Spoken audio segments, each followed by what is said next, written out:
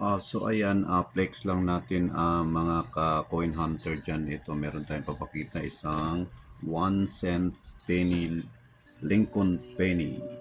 Ayan, may error po siya. Tingnan nyo mabuti yung ano niya. Dapat kasi ito copper kulay siya. Yung copper yung color niya. Ito parang ano siya, gray. Iba yung kulay niya. Tsaka magkabilaan yun. Tingnan nyo mabuti. So ayan, 1989 D Lincoln penny po ito. Tsaka tiningnan ko din ang mga yung mga error niya, error coins, kasi maraming error kasi ang pumapasok sa ganitong klaseng mga penny kasi masyadong viral ito sa US. Marami kasi ito yung mga error niya, may double dice, DDO, DDR, parang double yung pagkaano ng mga letter nakaprint sa dito na doble. Yun yung pinakamahal na error. Tsaka may plating bubbles. Yung plating bubbles kasi yung parang may mga dito, may mga konting spot na bumubukol sa pera.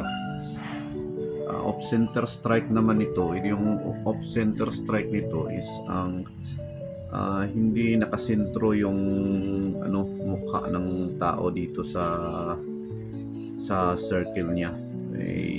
Parang nakatabingi. Yun yung off center strike error niya. Structural error, yung parang may pagpagawa niya ng print niya ng mukha nito, may na mga dumi na nakaipit, tapos nagmarka doon sa pera. Structural grace yung tawag dyan, may mga dumi na naipit, tapos nagbakat dito sa penny sa loob. Tsaka meron pang wrong planchet error.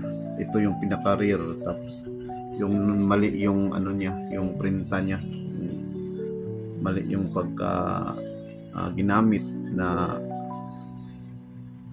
planchet dito paggawa niya. Tapos ayan, imbis na sa penny, ibang dime yung naka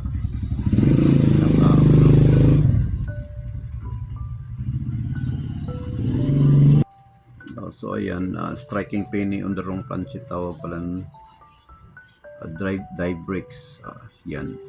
Pero itong mga ka-coin hunter, siguro ang error nito is plating siguro, kasi parang iba yung kulay niya, nag-iba yung kulay niya.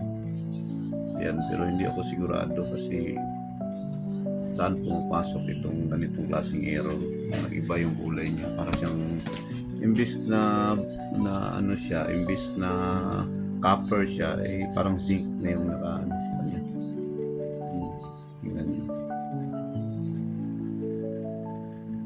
Zinc na yung nakakulay sa kanya, para siyang tingnan na kulay.